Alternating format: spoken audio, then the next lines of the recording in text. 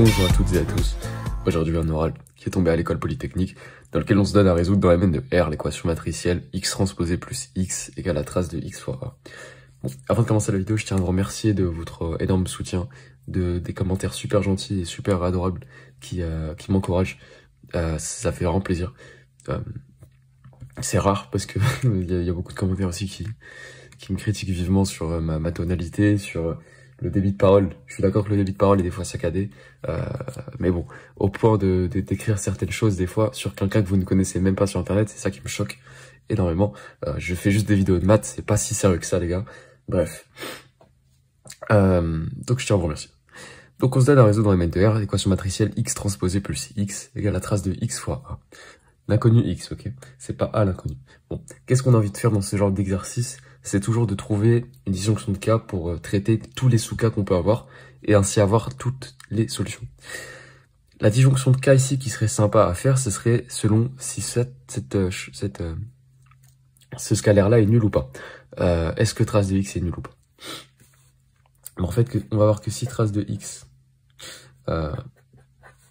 égale à 0, on a x transposé plus x égale à 0, c'est-à-dire qu'on a x transposé égale à moins x. C'est-à-dire qu'on a x antisymétrique. C'est là qu'on voit la puissance des disjonctions de cas, ok? Ça, c'est le cas simple. Bon, déjà, on se donne x, une solution, ok? On raisonne par, je sais pas comment vous l'appelleriez, analyse synthèse, mais je crois que ça s'utilise beaucoup moins. Donc, on se donne x une solution, ok? Bref. Donc, si trace de x égale 0, on a x antisymétrique, ok? Réciproquement. Si x transposé égale à moins x, on a x transposé plus x égale à 0. Ça c'est bien égal à trace de x fois a, car trace de x égale à 0. Pour une matrice symétrique, la trace est toujours nulle. Ok. C'est fait, hein, je vous le montre vite fait. On a x transposé égale à moins x. Donc trace de x transposé, qui n'est rien d'autre que la trace de x, qui est aussi égale à moins la trace de x. Ça implique que trace de x égale 0. Donc ça marche. Tout ça, c'est bon. Bon, bah super.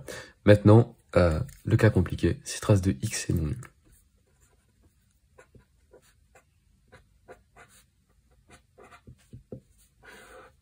Si trace de x est non nul, ce qu'on a salement envie de faire, c'est de diviser par la trace. On a que a, ce serait égal à 1 sur trace de x, facteur de a, de x transposé, pardon, plus x.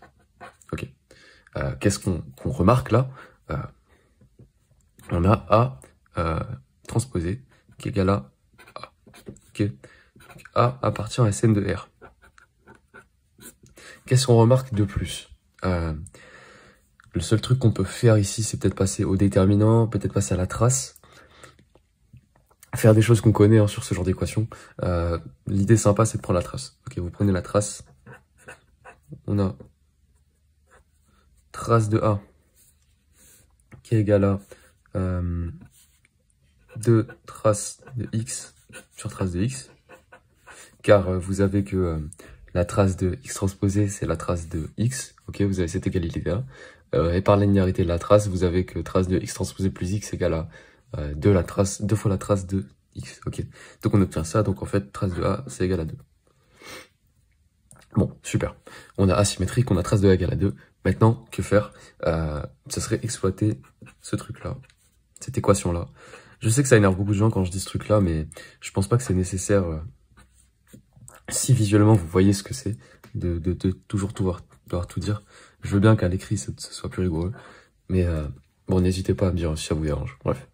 Bon, on aimerait exploiter cette équation-là un peu plus, surtout la symétrie qu'on a entre x transposé et x.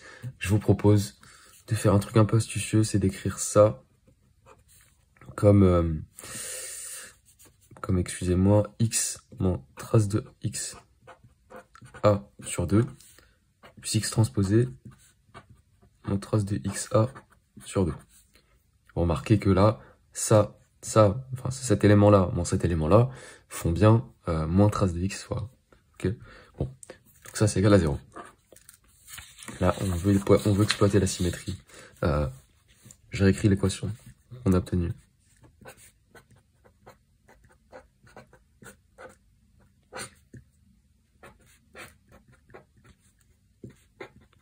On veut exploiter la symétrie qu'on vient d'obtenir. Bah comment? Tout simplement en exploitant le fait que A transposé égale à A. A transposé égale à A, ça nous permet d'écrire ici que A, le A en facteur ici, c'est la transposée de A. Bon, donc, finalement, qu'est-ce qu'on obtient? En fait, par linéarité de la transposée, on obtient x moins trace de x A sur 2, plus x moins trace de x A sur 2, le tout transposé, égale à 0. C'est-à-dire que x moins trace de x A sur 2 est antisymétrique. D'où une matrice, on va dire C, dans A n de R, tel que x soit égal à trace de x sur 2 fois A plus C. Ça c'est super, puisque dans les équations matricielles, en général, ce qu'on cherche à avoir, c'est une forme de matrice, c'est un ensemble de matrices. Et là, c'est exactement ce qu'on a trouvé. Ok. On a trace de A égale 2. On a obtenu x égale à trace de x sur 2 fois A plus C. Trace de A égale à 2. A symétrique réelle. C antisymétrique réelle. Ok. Bon, qu'est-ce que ça peut bien donner? Réciproquement, ok. En fait, on a trouvé que les solutions, dans le cas où trace de x était non nulle, ce sont les solutions qui s'écrivent comme un scalaire fois A, où A est antisymétrique, est symétrique réelle, pardon, et on additionne à tout cela une matrice C antisymétrique. Réciproquement, ok.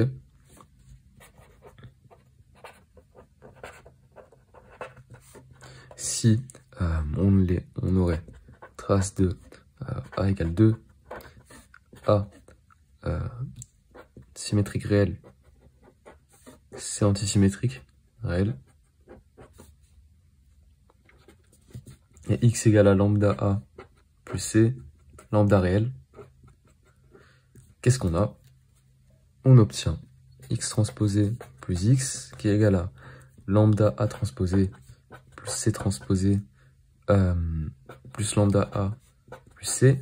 Ça, c'est égal à lambda A transposé plus lambda A plus C transposé plus C. Cet élément-là va faire 0. Donc, on obtient lambda A, puisque la transposée de A, c'est rien d'autre que A, on obtient 2 lambda A qui est égal à x transposé plus x.